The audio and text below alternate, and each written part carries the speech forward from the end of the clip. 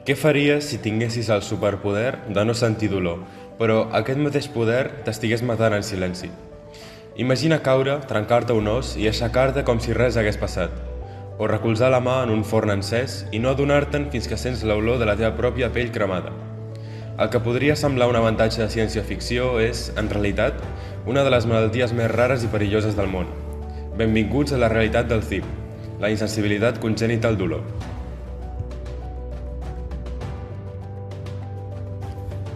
La FIB no és una qüestió de valentia o de tenir molta resistència.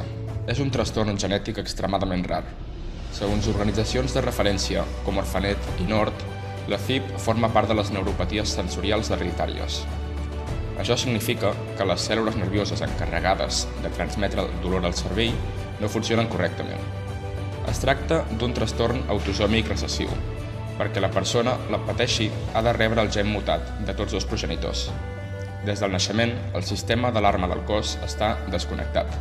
El dany físic es produeix, però el cervell mai rep el senyal d'alerta. A primera vista, podria semblar un pro increïble. Viure sense migranyes, sense por a les agulles o al dentista. Però la realitat és una amenaça constant. El dolor és, de fet, el nostre mecanisme de protecció vital. Fonts clíniques com Medline Plus i Cleveland Clinic ens adverteixen dels riscos. Lesions invisibles, fractures que, en no fer mal, no es tracten i acaben provocant deformitats o infeccions òssies. Autolesions en la infància. És habitual que els nens amb CIP es mosseguin la llengua, els llavis o els dits fins a causar-se ferides greus sense voler. El perill de la CIPA, en la variant amb anhidrosi, el cos no pot suar. Sense aquesta capacitat, la temperatura puja sense control, provocant episodis d'hipertèrmia que poden ser mortals. Per què passa això? La ciència ha identificat culpables concrets en el nostre ADN. Segons el NIH-IOM-IM, la mutació més freqüent afecta el gen NTRK1. Aquest gen és clau per al desenvolupament de les neurones, que ens permeten sentir el dolor i la temperatura. Si falla, aquestes neurones simplement no creixen o no sobreviuen. Altres variants es deuen a mutacions en els gens SCN9A o PRDM12, que funcionen com a canals elèctrics. Si aquests canals estan bloquejats, el senyal de perill mai arriba a viatjar pel nervi. És com tenir un interruptor que està permanentment apagat. En el món real, els pares de nens amb CIP viuen en una vigilància perpètua.